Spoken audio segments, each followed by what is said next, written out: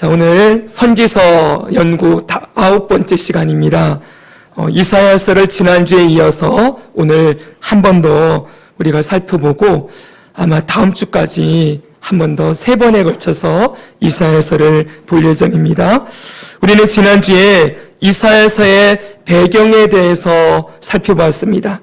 네, 이사야의 이름의 뜻이 여호와께서 구원하신다, 여호와의 구원이라는 뜻이었는데 이 시대가 어떤 시대였나 했더니 이 계속 보고 있는 저 연대표지요. 여기 보시면은 북이스라엘의 멸망이 BC 722년에 있었습니다.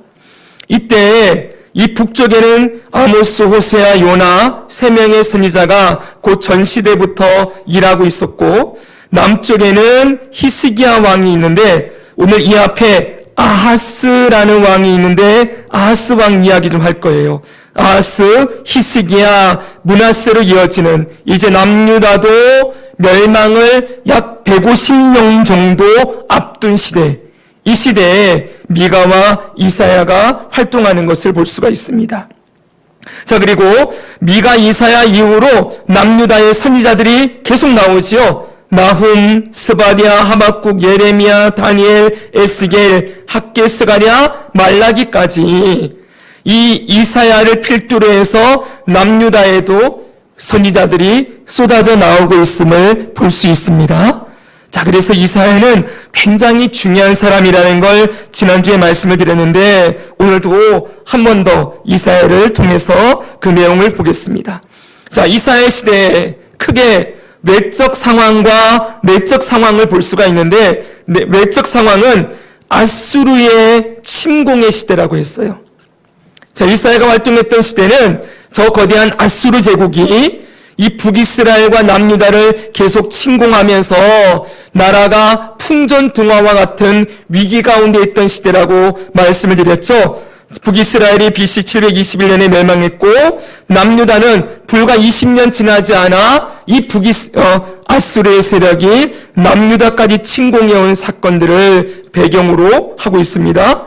그리고 내적 상황이 있었습니다. 이 내적 상황은 어떤 것입니까?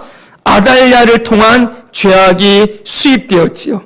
지난주 다 했던 내용입니다. 아달랴는 북이스라엘의 아합과 이세벨의 딸로서 남유다의 여호사밧의 아들 요담, 여호람입니다. 미안합니다. 여호람과 결혼을 했습니다. 그래서 이 결혼을 통하여서 북이스라엘의 바알과 아세라 우상이 남유다로 수입되어졌고 급격히 전파되었던 시대였지요. 자, 이런 역사 가운데 이제 이사야가 등장을 하는 겁니다. 그래서 보시면은 이스라엘의 죄악의 역사라고 지금까지 우리가 지금 벌써 선지서를 9번째 시간까지 봤는데 우리가 북이스라엘의 선지자도 보고 남유다의 선지자도 살펴보고 있지요. 이렇게 정리를 할 수가 있어요. 이스라엘의 죄악의 역사 어떻게 진행되어지는지 볼까요? 북이스라엘은 그의 시조, 북이스라엘의 시조 여로보암이 무엇을 했습니까? 단과 베델에다 금송아지 우상을 만들었지요. 그렇죠? 근데 이 우상이 아합과 이세벨에게 오면은 바알과 아세라 우상으로 더 급격하게 타락이 진행되어졌습니다. 그러니까 처음에는 금송아지 만들었는데 이제는 이방신 바알과 아세라를 수입해서 나라가 완전히 우상으로 망하는 역사예요. 그럼 남유다는 어떨까요? 남유다도 똑같다는 거예요. 자, 남유다는 어떻습니까? 솔로몬 시대에 우상 숭배 산당을 솔로몬이 지었어요. 이방 여인들과 정략 결혼하면서 그들의 신을 수입해오고 우상 숭배를 위한 산당을 지었지요. 이 솔로몬의 죄악이 계속 남유다의 산당을 짓는 죄로 이어져 오다가 아달랴 때 바알과 아세라 우상이 남유다로 수입되어져요. 그래서 결국 남유다도 바알과 아세라 우상이 판을 치다가 조금 지나가면 우리 지난주 봤었지요. 태양신까지 섬기죠. 태양신까지 섬기면서 남유다도 우상 숭배로 망하게 되는 역사라는 거예요. 자, 다른 죄가 아니에요. 이스라엘의 죄, 우리가 흔히 생각하기를 북이스라엘만 죄악으로 망하고 남유다는 그래도 비교적 북이스라엘에 비하면 깨끗했을 것이다, 이렇게 생각하지만 성경을 제대로 들여다보면 남유다도 결국 바알과 아세라로 인해서 망하게 됨을, 북과 남이 똑같은 죄로 망하고 있음을 볼 수가 있습니다. 자, 그래서 이스라엘 왕조표를 한번 보시기 바랍니다. 왕조표 너무 작을 텐데 그냥 설명만 들으세요. 북이스라엘 7대 왕이 아합과 이세벨이에요. 자, 이때 여로보암 1세 때에 뭐가 들어왔다고요? 베델과 난에 금송아지가 들어왔다고 했죠. 이게 7대 때 가니까 아합과 이세벨에 바알과 아세라가 들어와서 19대까지 가서 망했습니다. 자, 남유다는 어떻습니까? 여기 솔로몬 시대, 막 나라가 분열되기 전에 솔로몬 때에 산당이 들어왔다 그랬죠? 산당이 들어왔다가 7대 왕, 여기에 아달랴입니다. 북이스라엘도 7대에 아합과 이세벨이고요. 남유다도 7대에 아달랴가 와서 바알과 아세라를 들고 들어와서 쭉 가다가 시드기야까지 망하게 된다는 거예요. 자, 히스기야는 어디 있습니까? 13대에 있습니다. 7대에 들어왔던, 아달랴 때 들어왔던 이 바알과 아세라 우상이 이 히스기야 시대까지 흘러가고 히스기야 이후로부터 더 발전이 되어서 나중에는 태양신까지 섬기는 것을 보게 되지요. 그래서 우리는 지난주에 히스기야 다음에 므낫세 왕 때 있었던 일, 요시야 왕 때 있었던 일, 그리고 여호야김 왕 때 있었던 일들, 이런 것들을 차례차례 보면서 이사야 때 얼마나 이 우상 숭배가 극심했던가를, 앞으로 이 우상 숭배가 얼마나 극심하게 이 남유다를 집어삼킬 것인가에 대해서 살펴보았습니다. 자, 그런데 오늘 하나 추가할 내용이 있어요. 지난주에 이어서 하나 추가할 내용은 이 히스기야 때 13대 왕 히스기야 바로 앞에 아하스 왕이라고 있죠. 아하스 왕. 자, 이사야는 10대 왕 우시야 때부터 14대 므낫세 때까지 활동했던 사람입니다. 자, 므낫세 때 지난주에 이사야가 어떻게 죽었는지 말씀드렸죠? 톱으로 켜서 죽였다고 했는데 어떻게 그렇게 죽였냐 했더니 어떤 기록 봤더니 너무 잔인한 이야기입니다. 나무 판자를 앞뒤로 대놓고 여기 하나 등판 하나 대놓고 그냥 썰었다는 거예요. 그렇게 므낫세가 이사야를 죽였어요. 그런데 이사야가 가장 왕성하게 활동했던 시기는 히스기야 시대이기도 하지만 그 앞에 아하스 때부터예요. 아하스 때부터. 그래서 이 아하스 왕 때 있었던 이야기가 이사야서에도 기록이 되어 있거든요. 그러면 이 아하스 때, 히스기야 바로 앞에 왕 아하스 때 어떤 일이 있었는가, 이것도 우리가 좀 보아야만 이사야 시대가 이해가 되는 거예요. 아하스 때 어떤 일이 있었느냐. 자, 보십시오. 여기 아하스가 있고 히스기야가 있습니다. 이 아하스 왕, 아하스의 죄가 무엇인지 한번 보도록 하겠습니다. 자, 여기 지도 한번 보세요. 여기 티그리스강, 유프라테스 강이 있고요. 아수르 제국이 이렇게 있습니다. 아수르의 니느웨가 수도가 여기 있지요. 자, 이쪽은 자, 여기가 갈릴리 바다 요단강 사해에서 여기가 북이스라엘 남유다입니다. 자, 그리고 하나 알아야 될 게 여기 다메섹이라고 있어요. 다메섹. 여기는 바로 이스라엘 북쪽으로 아람이라는 나라예요. 아람이라는 나라의 수도가 다메섹이에요. 자, 아직 북이스라엘이 망하기 전입니다. 이때는 아하스 왕 때니까. 자, 아수르 제국이 이렇게 밀고 내려오는데, 자, 내려오면서 아람도 먹고 북이스라엘도 먹게 되지요. 그러니까 이 북이스라엘이 너무 불안했을 거 아니에요. 그래서 뭘 하냐면은 아람과 동맹을 맺습니다. 우리 같이 힘을 합쳐서 저 아수르 제국을 한번 막아보자 그랬단 말이에요.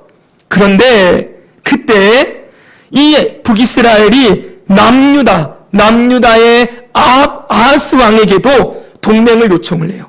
우리 세 나라가 뭉치면 아수르를 막을 수 있을 거다라고 했는데 이때의 아하스가 뭘 했는지 아십니까? 아하스가 이 북이스라엘 손을 물리치고 아수르와 손을 잡아요. 아수르와 손을 잡았다고요. 그래가지고 이 아수르가 내려와서 뭘 하느냐? 내려와서 다메섹을 완전히 초토화시켜버려요. 그리고 나중에는 북이스라엘까지 먹어버리게 되는 거예요. 자, 이때 아하스가 했던 일에 대해서 열왕기하 16장은 이렇게 기록을 하고 있어요. 자, 배경 설명이 이거고요. 16장 가보겠습니다. 16장 5절에서 9절을 보니까 이렇게 되어 있어요. 아람의 왕 르신과 이스라엘 왕 르말라의 아들 베가가 예루살렘에 올라와서 싸우려 하여 아하스를 에워쌌으나 능히 이기지 못하니라. 이렇게 되어 있죠. 자, 아람 왕과 북이스라엘 왕이 예루살렘을 에워쌌대요. 왜 그랬을까요? 아까 말씀드렸잖아요. 이 북이스라엘과 아람이 손을 잡고 아수르를 치려고 그랬는데, 그리고 남유다에게 동맹을 요청했는데 남유다가 거절했다 그랬죠. 그리고 아수르와 손을 잡으니까 이 배신자 그러면서 괘씸죄를 적용해서 예루살렘을 치러 내려온 거예요. 북과 아람이. 됐습니까? 자, 그래서 치러 내려왔는데 아하스가 뭐라는 거예요? 아하스가 아수르 왕 디글라 빌레셀에게 사자를 보내 이르되 나는 왕의 신복이요 왕의 아들이라. 이제 아람 왕과 이스라엘 왕이 나를 치니 청하건대 그 손에서 나를 구원해 주십시오 라고 요청을 해요. 그리고서는 뭐라 하는지 보십시오. 아하스가 여호와의 성전과 왕궁 곳간에 있는 은금을 내어다가 아수르 왕에게 예물로 보냈더니, 아하스가 성전 곳간을 털어요. 자기 왕궁 곳간도 털어서 아수르 왕에게 조공을 갖다 바치는 거예요. 그랬더니 아수르 왕이 그 청을 듣고 곧 올라와서 다메섹을 쳐서 점령하고, 다메섹은 아람의 수도라고 했잖아요. 그 백성을 사로잡아가고 르신을 아람 왕을 죽였더라. 이게 아하스 때의 역사인 거예요. 지금 아하스는 누구의 손을 잡아요? 나라의 위기 앞에서 아수르의 손을 잡았지요. 그렇죠, 여러분? 지금 하나님을 의지하는 모습이 하나도 안 보이죠? 여호와의 성전 곳간도 털어서 아수르 왕에게 갖다 바치는 거예요. 자, 그런데 여러분 그것뿐만이 아니에요. 이 아하스는 아수르를 너무 사랑한 나머지 그 아수르의 우상까지 수입해가지고 들어와요. 자, 지금은 바알과 아세라가 있는 시대지요. 바알과 아세라가 남유다로 수입되어 있는데 이제는 뭐까지 한다고요? 아수르의 우상까지 수입한다고요. 자, 이제 이겼습니다. 아수르가 내려와서 아람을 죽였어요. 아람 왕을 죽이고 다메섹을 초토화시켰어요. 이제 아하스 왕이 뭘 하냐? 아수르 왕 디글라 빌레셀을 만나러 다메섹으로 가는 거예요. 고맙습니다. 감사 인사를 올라갔겠지요. 근데 거기 있는 제단을 보고, 이 제단은 아수르 왕이 아람을 물리치고 승리의 제단을 쌓은 거예요. 자기 우상에게 그 감사의 제사를 드리는 제단이지요. 그걸 봤어요. 그걸 보고 아하스 왕이 그 제단의 모든 구조와 양식을 그려 제사장 우리아에게 보내었더니, 이 제사장이 다메섹에서 왕이 오기 전에 그 모습 그대로 우리아가 제단을 만들었대요. 자, 저 다메섹에서 본 아수르 왕의 제단을 남유다가 수입해와서 제사장이 그걸 만들어놨다는 거예요. 자, 이제 왕이 다메섹에서 돌아와 제단을 보고 제단 앞에 나아가 그 위에 제사를 드리고, 여러분 이 제사는 하나님께 드리는 제사가 아닙니다.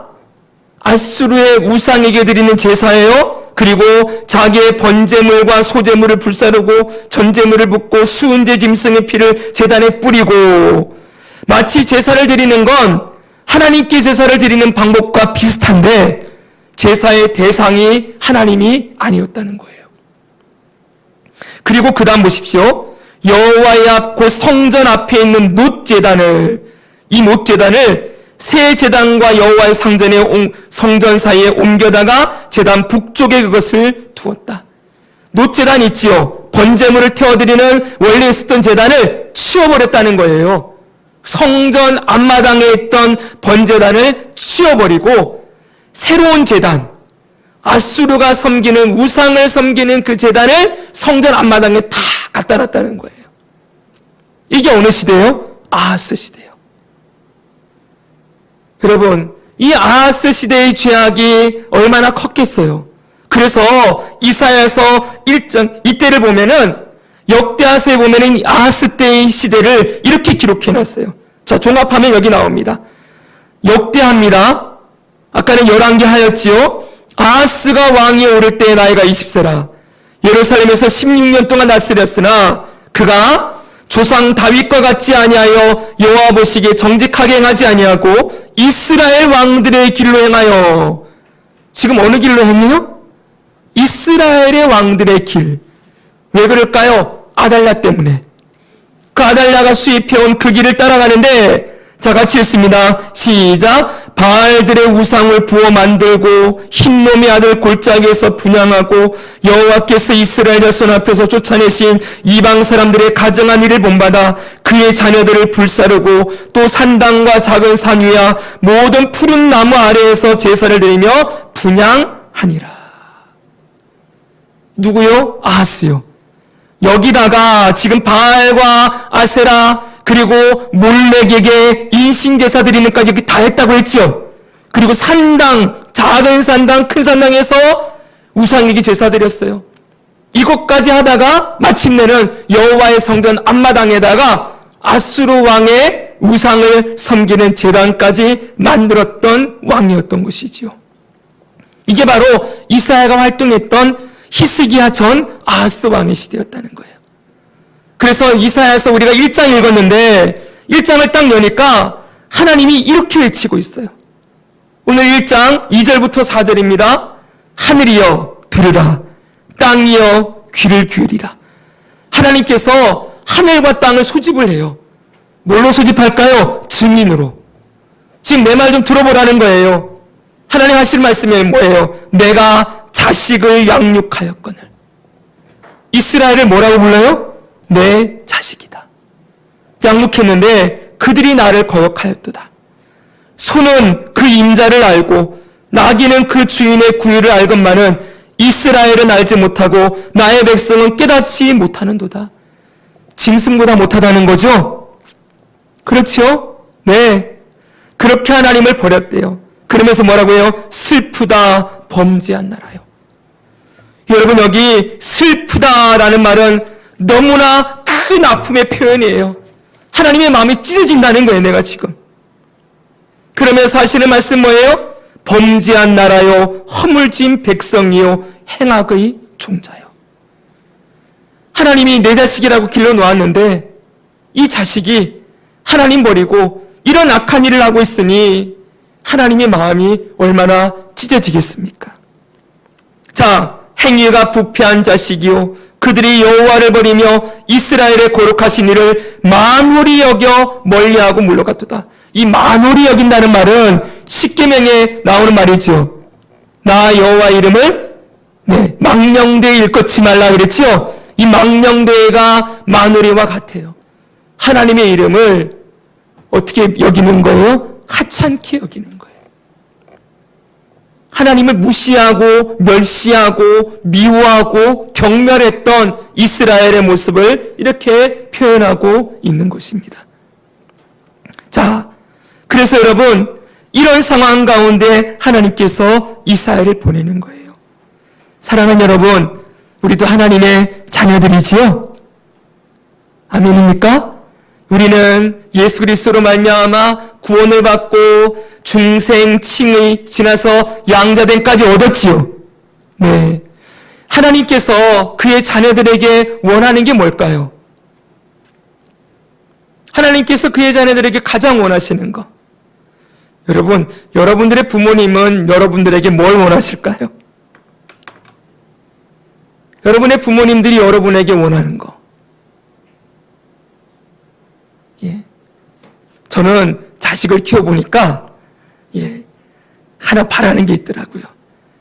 이 아이가 내 마음을 알아줬으면 좋겠다. 이럴 때가 있어요. 여러분, 저도 자식 키울 때 참 많이 고생했거든요. 저는 부모님에게서 어찌됐건 받았던 아픔들이 있기 때문에 자식을 잘 키운다고 했지만 그래도 참 너무나 지금 돌아보면 부족하고 잘못된 게 너무 많았어요. 제가 보고 들은 게 없었기 때문에. 그래, 아이들이 섭섭하게 얘기할 때 제가 했던 얘기들이 있어요. 야, 아빠가 얼마나 힘들게 살았는지 여기까지 왔는지 아느냐, 이런 얘기를 하는데 아이가 어렸을 때는 그 얘기가 안 들려요. 자기 힘든 것만 힘든 거예요. 제가 아무리 제 상황을 얘기하고 이해를 시켜주려고 해도 이 아이가 그걸 듣지를 못했어요. 그건 아빠 사정이고 지금 아빠는 나에게 잘못된 아빠다, 뭐 이러면서 이렇게 전혀 제 마음을 몰라줄 때가 많았거든요. 그리고 집안 형편이나 상황이나 이런 걸 얘기했을 때 아이들은 어찌됐건 자기만 보고 있더라고요. 그런데 참 감사한 건 아이들이 크고 나니까 이제 자기도 사회생활을 해보고 세상에 나가보고 살아가는 걸 경험하니까 이제는 아빠가 왜 그랬는지 또 얼마나 어려웠는지 이런 것들을 조금씩 알아주기 시작하더라고요. 그러면서 이제 뭘 하기 시작하면은 조금씩 공경을 하기 시작해요.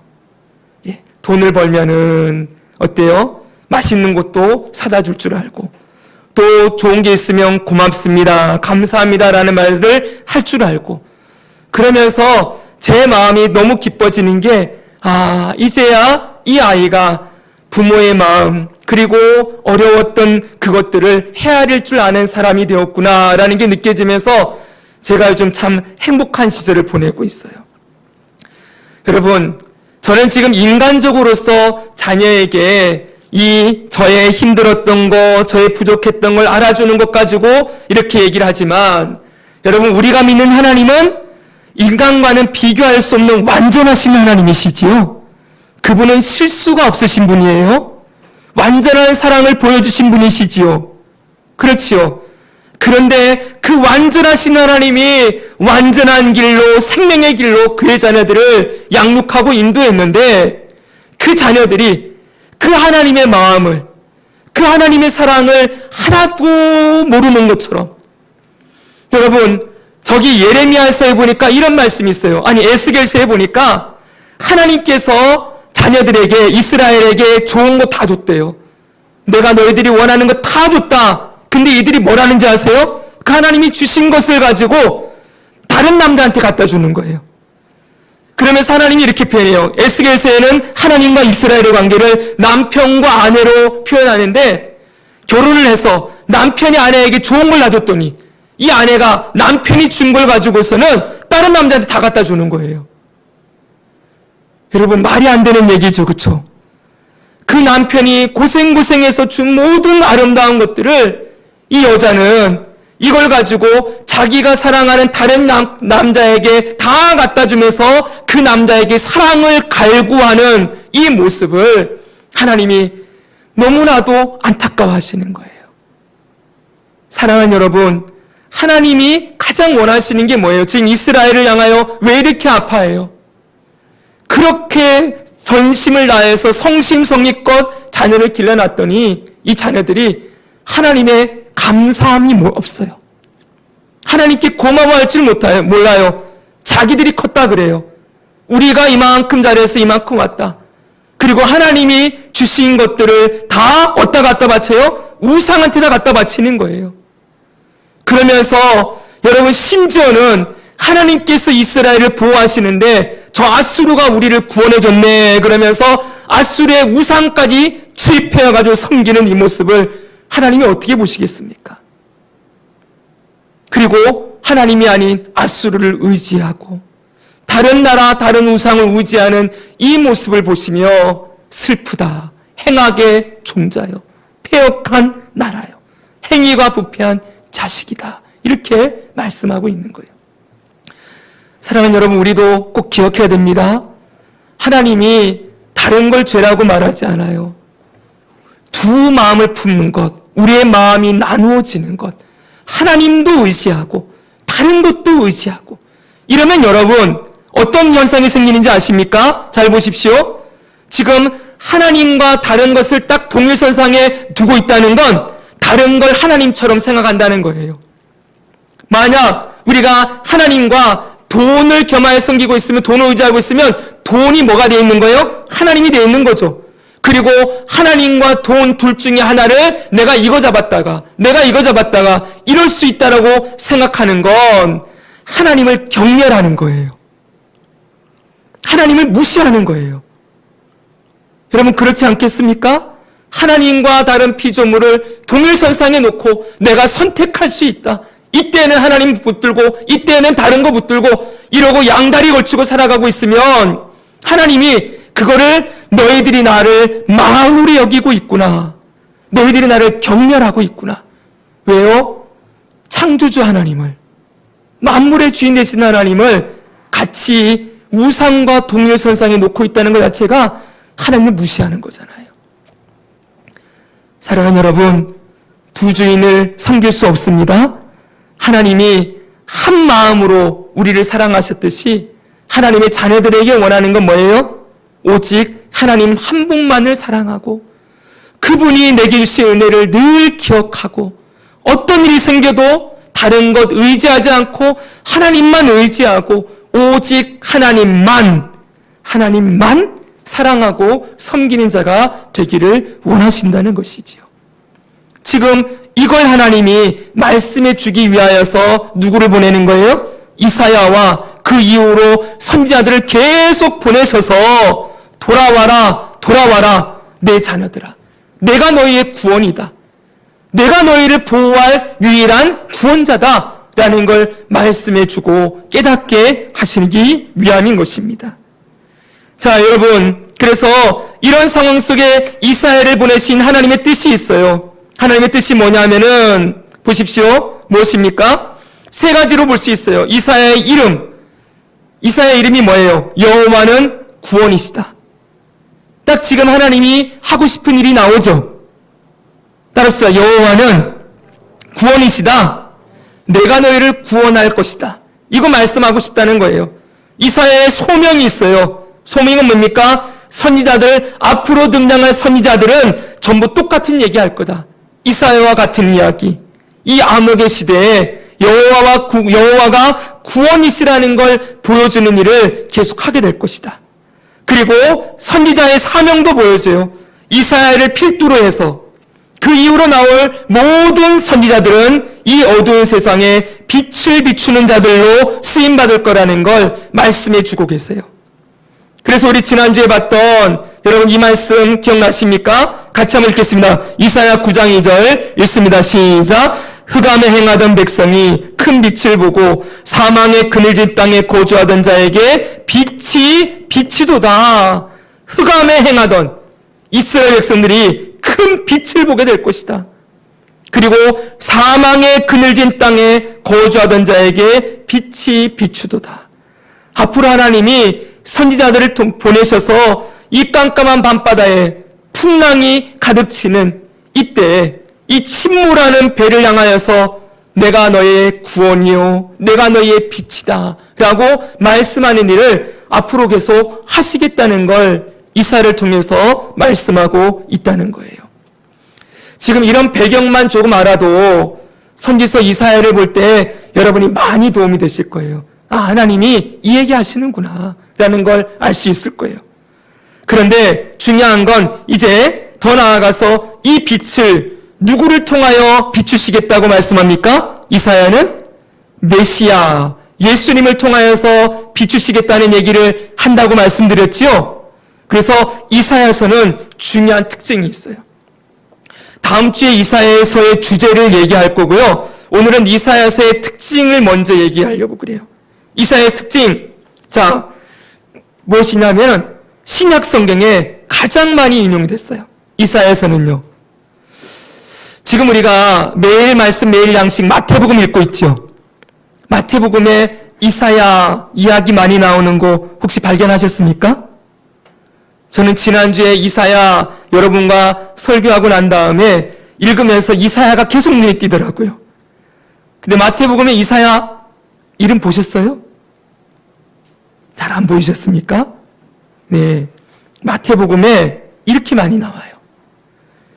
그는 선지자 이사야를 통하여 말씀하신 자라. 마태복음 3장 3절, 4장 14절, 선지자 이사야를 통하여 하신 말씀을 이루려 하심이라. 8장 17절, 이는 선지자 이사야를 통하여 하신 말씀에. 12장 17절, 이는 선지자 이사야를 통하여 말씀하신 바. 13, 14절, 이사야의 예언이 그들에게 이루어졌으니. 15장 7절, 이사야가 너희에 관하여 잘 예언하였도다. 지금 계속 이사야 나오죠, 그렇죠? 그렇지요? 네, 여러분 마태복음은요, 그 마태복음을 읽는 대상자가 유대인들이에요. 유대인들. 구약의 이스라엘 남유다에 남아있던 백성들이 유대인들이 되거든요. 그러니까 이들은 뭘 알고 있어요? 예수님 당시에 이사야서 있었을까요? 없었을까요? 이사야서 있었어요. 예수님 당시에 구약 성경 있었을까요? 없었을까요? 있었지요. 모세오경도 있고, 그 다음에 선지자들의 글도 있고 다 있었어요. 그때 이 유대인들이 잘 알고 있는 이사야의 예언을 갖다가 마태가 어떻게 하는 거예요? 바로 예수님에 대한 말씀을 전하고자 지금 계속 이사야서를 인용하고 있는 거예요. 여기뿐만이 아니에요. 이사야서는요, 마가복음에 2번, 누가복음 2번, 요한복음 4번, 사도행전 3번, 로마서 5번 줄줄이 나와요. 이사야서. 그러니까 구약 성경 중에 신약 성경에 가장 많이 인용된 성경이 이사야서예요. 그래서 이사야서의 이름은 신약 성경에 21번 인용이 돼요. 그리고 이사야 53장 같은 경우는 신약 성경에 85회 직간접적으로 85번이나 인용이 되고 있음을 볼 수가 있어요. 자, 이사야가 얼마나 중요한 인물인지 알겠지요? 네. 그런데 이사야서의 특별히 중요한 건, 자, 특징이 첫 번째가 뭐예요? 신약 성경에 가장 많이 인용이 되었다라는 것과 함께 두 번째는 바로 이거예요. 메시아 예언이 가장 많이 나온다는 거예요. 그래서 구약의 복음서라고 불려요. 메시아 예언. 자, 메시아 예언이 어떻게 나오는가 조금 볼까요? 자, 지난주에 우리 미가서 예언 봤지요? 미가서에는 예수님의 탄생 지역이 나와요. 어디가 나왔어요? 미가서 5장 2절에 베들레헴 에브라다야 나왔지요. 예수님이 베들레헴에서 태어날 것이다. 이것을 미가서에 예언했어요. 미가와 이사야는 동시대 활동한 선지자. 기억하시죠? 그럼 이사야서에서는 뭐가 나오냐? 메시아의 이름이 나와요. 그리고 메시아의 정체성도 나와요. 그리고 하나 더 하면 사역도 나와요. 메시아의 이름, 정체성, 사역 어떻게 나오는지 보겠습니다. 메시아의 이름, 이사야 7장 14절. 너무 유명한 말씀이지요? 그러므로 주께서 친히 징조를 너에게 주실 것이라. 같이 했습니다. 보라, 시작. 보라, 처녀가 잉태하여 아들을 낳을 것이요 그의 이름을 임마누엘이라 하리라. 아멘. 처녀가 잉태하는데 임마누엘이라는 이름의 아들이 올 것이다. 그랬지요. 마태복음에 그것을 그대로 얘기해놨어요. 마태복음 1장 22, 23절. 아들을 낳으리니 이름을 예수라 하라. 이는 그가 자기 백성을 그들의 죄에서 구원할 자이심이라. 예수라는 이름의 뜻이 뭐예요? 따라합시다. 자기 백성을 저희 죄에서 구원할 자. 이게 예수라는 이름이에요. 그런데 그 다음에 이 모든 일이 된 것은 주께서 선지자로 하신 말씀을 이루려 하심이니, 이 선지자가 누굴까요? 이사야. 이루려 하심이니 이르시되 보라, 처녀가 잉태하여 아들을 낳을 것이요 그의 이름은 임마누엘이라 하리라 하셨으니, 이사야 7장 14절을 그대로 인용해놨죠. 그리고 이를 번역한 즉 하나님이 우리와 함께 계시다. 예수 그리스도의 이름 임마누엘이라는 이름이 이사야서에 그대로 기록되어 있어요. 이사야는 예수님이 오시기 몇 년 전에 등장했던 선지자일까요? 700여 년 전. 이미 702년 전에 이사야서의 말씀에 임마누엘이라는 이름을 딱 적어놨다는 거예요. 그 마태가 예수님 시대에 등장해가지고 예수님의 제자로 살다가 예수님이 부활하시고 승천하셨겠지요. 그리고 마태복음을 기록하는 거예요. 기록할 때 예수님이 임마누엘이라는 거 알았지요. 근데 그가 기록을 보니까 이사야서에 임마누엘이라는 이름이 있었는데 그 예언의 말씀이 예수님을 통하여서 그대로 이어졌다는 걸 깨닫게 되는 거예요. 그때 여러분 마태가 어떻게 외쳤을까요? 할렐루야 그랬겠죠. 이 세상의 말로 하면 유레카 그랬을 거예요. 발견했다고 그랬겠지요.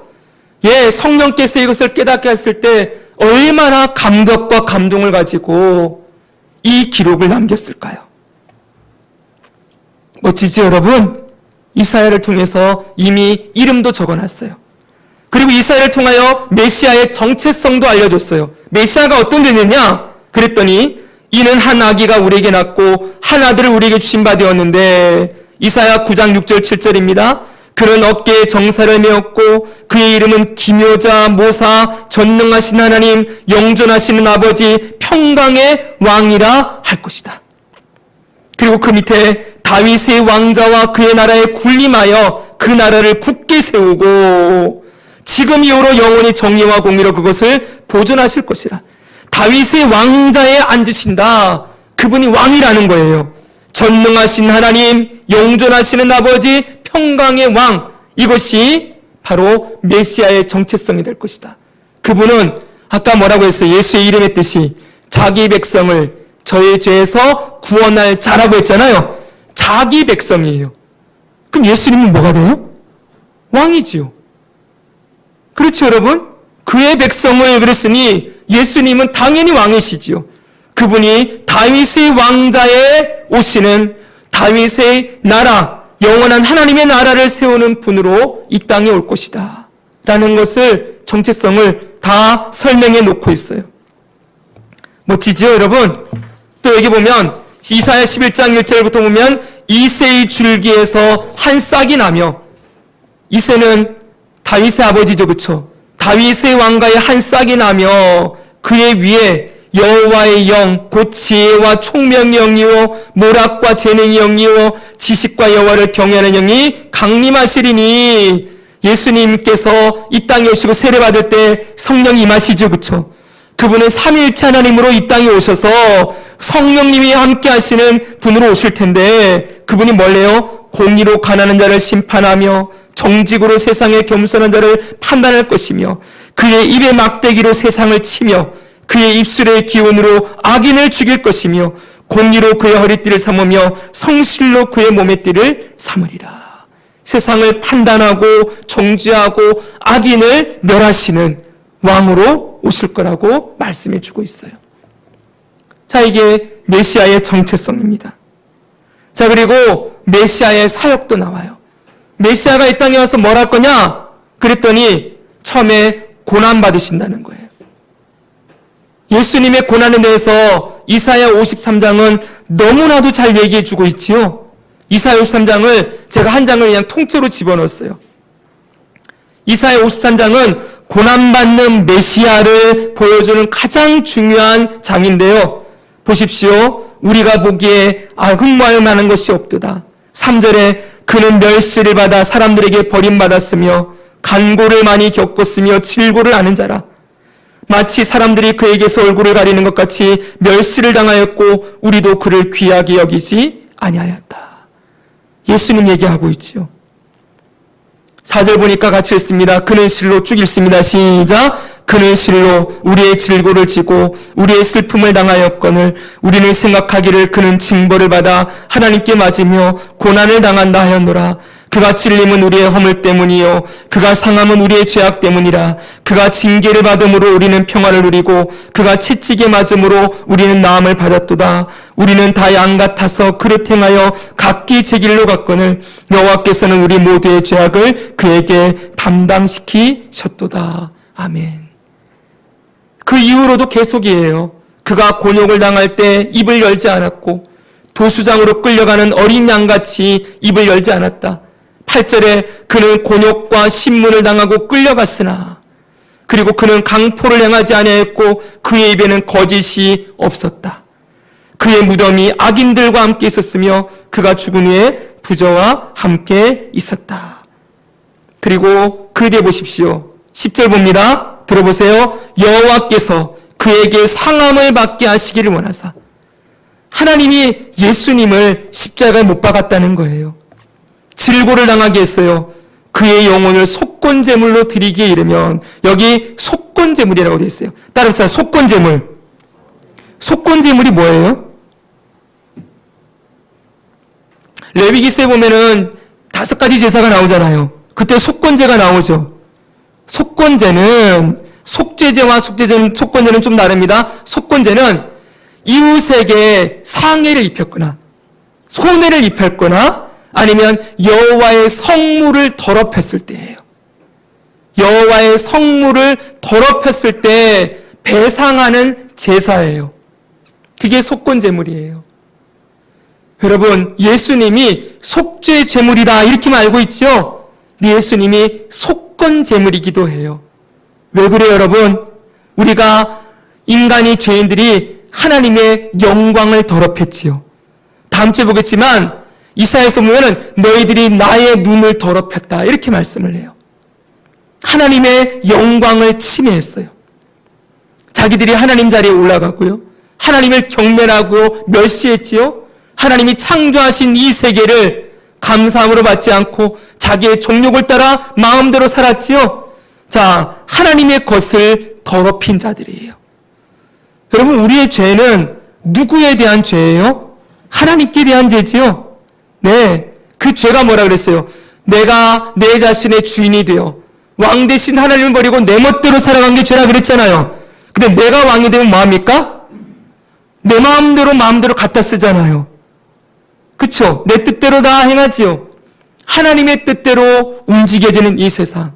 이 세상을 내 마음대로 건드리고 전부 하나님의 것을 내 것이라고 하고 하나님의 영광을 욕되게 하고 침해하고 하나님의 것을 내 마음대로 사용하며 살아가는 그 죄가 여호와의 성물을 범하는 거지요. 사랑하는 여러분, 잘 기억해야 됩니다. 우리에게 주신 시간 누구 겁니까? 하나님의 것이 맞지요. 재능도 하나님의 것이 맞지요. 우리에게 주신 물질도 누구 겁니까? 하나님의 것이지요. 생명도 하나님의 것. 우리를 지으신 분이 하나님이신데 죄인들은 뭐라는 거예요? 그게 내 거라고 요구하는 거예요. 하나님의 것을 하나님의 손에서 빼앗아서 내 마음대로 내 시간 쓰고 내 마음대로 내 물질도 마음대로 쓰고 하나님 경외함을 모르고 하나님 주신 재능을 가지고 나의 영광을 드러내고 나의 의를 높이고 내가 원하는 대로 사용하며 살아가는 죄를 저지르는 거지요. 예수님이 그것까지 뭐 하셨다는 거예요? 죄값을 치르셨다는 거예요. 속건제물이 되셔서. 여러분, 이것을 안다면 이제 우리가 어떻게 살아야 될까요, 여러분? 이제 하나님의 것을 침범하고 침해하고 하나님의 영광을 가리고 내가 내 것이라고 요구하며 내 마음대로 살면 안 됩니다. 우리는 그렇게 살 수 없는 존재들이지요. 예수님을 주인으로 모시고 살아간다는 건 다른 게 아니에요. 그분의 주권을 인정한다는 거예요. 여러분의 시간, 주님의 것임을 잊지 마십시오. 아멘. 여러분의 재능, 물질, 생명도 주님의 것임을 잊지 마십시오. 그분의 것을 도둑질하거나 내 마음대로 떼어먹거나 내 뜻대로 막 사용하는 것, 그건 여러분 속건제물로 예수님이 이미 죄값을 치르셨는데 우리가 다시 그 예수님이 하신 일들을, 물론 우리가 죄를 짓는다고 예수님이 훼손되거나 영광이 망가지는 건 아니겠지만 그래도 주님의 마음을 아프게 하는 일이라는 걸 꼭 기억해야 됩니다. 그래서 끝에 보니까 11절에 나의 의로운 종이, 하나님의 의로운 종 예수님이에요. 자기 지식으로 많은 사람을 의롭게 하며, 예수님이 뭘래요? 자기의 지식으로 많은 사람을 의롭게 하신대요. 또 그들의 죄악을 친히 담당하리로다. 우리는 이사야서 53장을 4절까지만 읽어요. 근데 끝까지 읽어보세요. 끝에 11절이 끝이에요.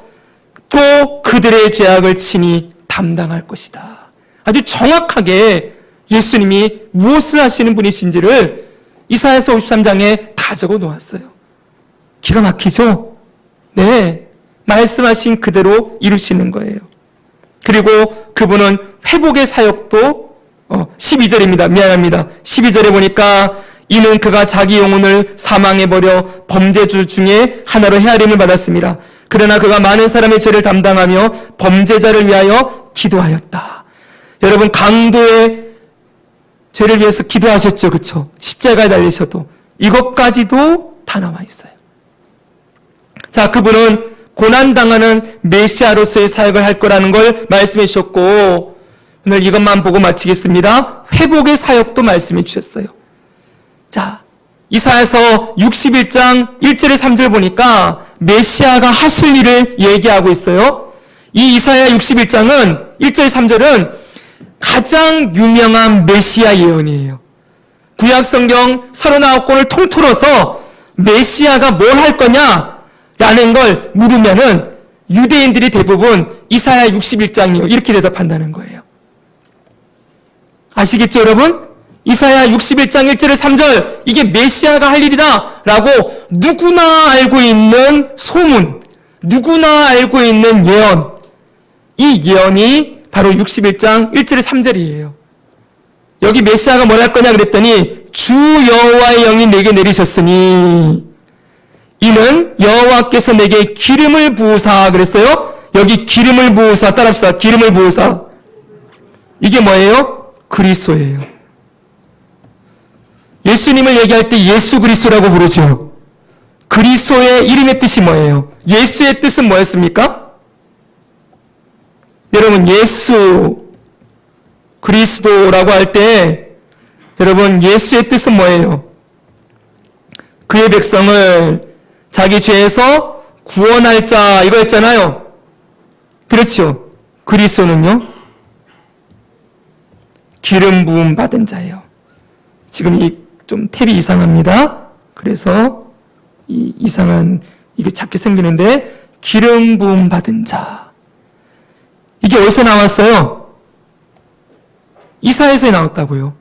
요 기름을 부으사 이게 뭐냐면 히브리어로 말하면 이게 뭔지 아세요? 메시아예요. 메시아. 아시겠습니까? 이걸 헬라어로 번역하면은 뭐가 되는 거예요? 그리스도가 된다고요. 그리스도. 그러니까 메시아 예언 그러면 뭘 얘기해요? 이사야 61장 1절부터 3절 얘기한다고요. 자, 그 메시아가 와서 뭐하냐? 가난한 자에게 아름다운 소식을 전하게 하려 하심이라. 복음을 전한다는 거예요. 아름다운 소식, 복음.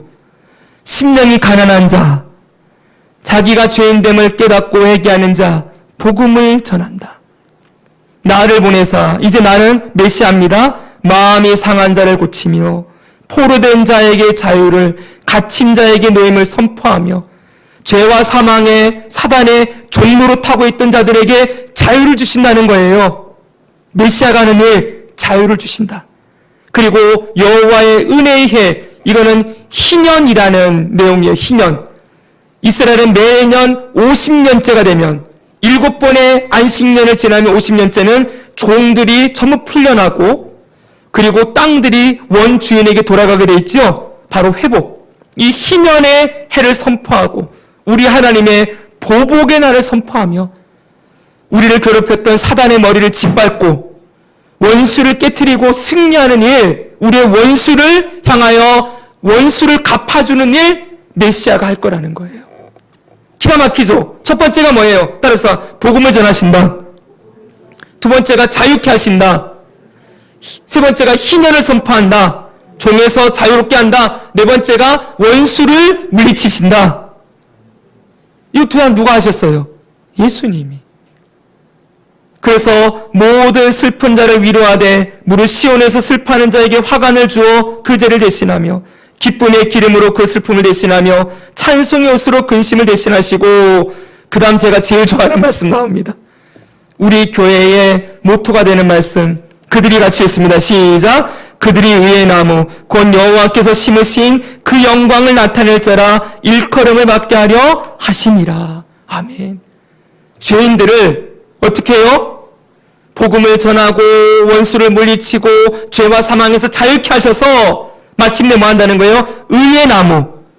여호와께서 심으신 나무가 되게 하겠다는 거예요. 그 나무들로 세워서 하나님의 영광을 나타낼 사람들이라 일컬음 칭송을 받게 할 것이다.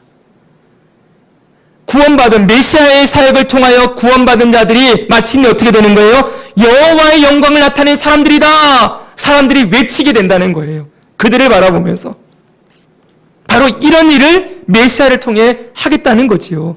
이건 이 땅에 엄밀히 크게 얘기하면 교회를 세우시겠다는 거예요.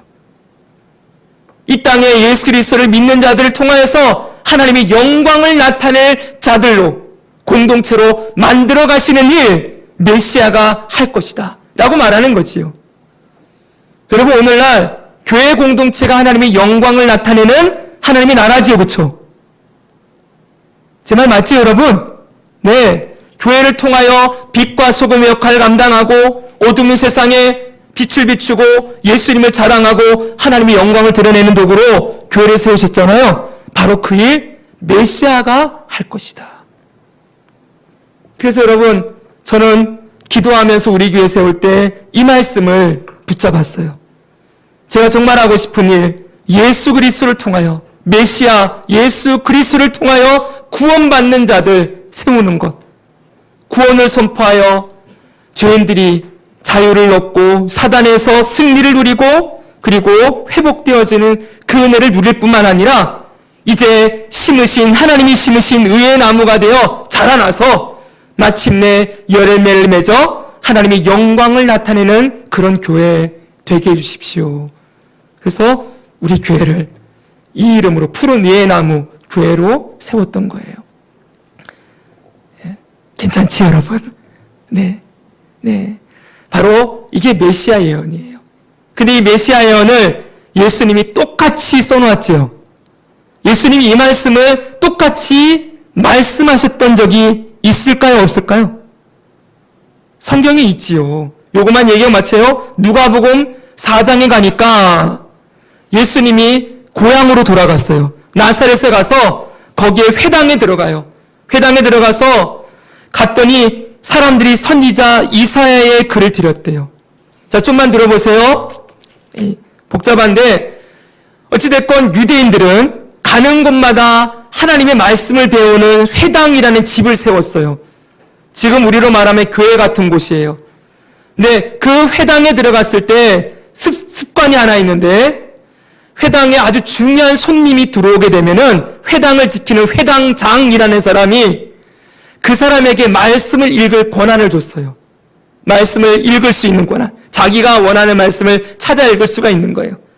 당시 예수님이 나사렛에 돌아가셨을 때 아주 유명인이 되어 있었어요. 유명인이 되어 있던 이유는 나중에 기회가 될 때 성경 12개 설명드릴게요. 유명인이 되어 있으니까 회당장이 예수가 왔네. 그래가지고 예수님에게 두루마리 중에 이사야의 글을 딱 빼다가 줬어요. 당신이 원하는 곳에서 원하는 말씀을 읽으시오 라고 드렸는데, 그때 예수님 뭐래요? 책을 펴서 이사야였습니다. 이렇게 기록된 데를 찾으시니, 그 다음에 곧 주의 성령이 같이 있습니다. 시작. 곧 주의 성령이 내게 임하셨으니 이는 가난한 자에게 복음을 전하게 하시려고 내게 기름을 부으시고 나를 보내사 포로된 자에게 자유를, 눈먼 자에게 다시 보게 함을 전파하며 눌린 자를 자유롭게 하고 주의 은혜의 회를 전파하게 하려 하심이라 하였더라. 아멘. 어디 읽었어요? 아까 그 말씀 이사야 61장 1절 3절 딱 읽었죠? 그리고 그 다음 하시는 말씀이 21절에 이에 예수께서 그들에게 말씀하시되, 따라합시다. 이 글이 오늘 너희 귀에 응하였느니라. 할렐루야. 이 말씀이 그대로 이루어졌다. 예수님이 자기가 뭘 할 존재인지를 분명하게 이사야의 글을 통하여 선포하시는 장면을 누가복음은 기록하고 있어요. 자, 이 예수님의 사역이 오늘 우리에게도 임했지요. 임했지요, 여러분? 할렐루야. 우리에게 예수님이 복음 전도자를 통하여 우리에게 복음을 들려주셨습니다. 아멘. 그리고 또 뭘 하셨습니까? 우리를 자유케 하셨습니다. 우리를 누르고 있는 것, 갇히게 한 것, 포로된 것, 죄와 사망과 심판에서 자유케 하셨어요. 그리고 여러분, 우리 종되었던 우리들이 자유를 얻어서 원수 사단 마귀를 이기고 승리하는 승리를 예수님이 우리에게 주셨습니다.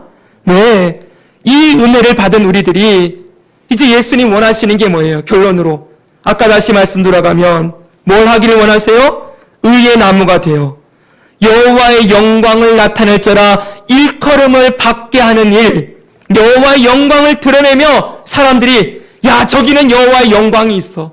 저 사람에게는 하나님의 영광이 나타나. 저 사람은 예수 그리스도가 누구이신지를 보여주는 사람이야. 예수님을 자랑하고 높이고 그의 삶과 말과 행위를 통하여 왕 되신 예수님이 나타나게 되는, 그걸 신학의 언어로 얘기하면 예수님의 향기를 드러내는, 또 다른 말로 하면 예수님의 흔적을 남기는 그런 사람으로 살기를 원하신다는 것이지요.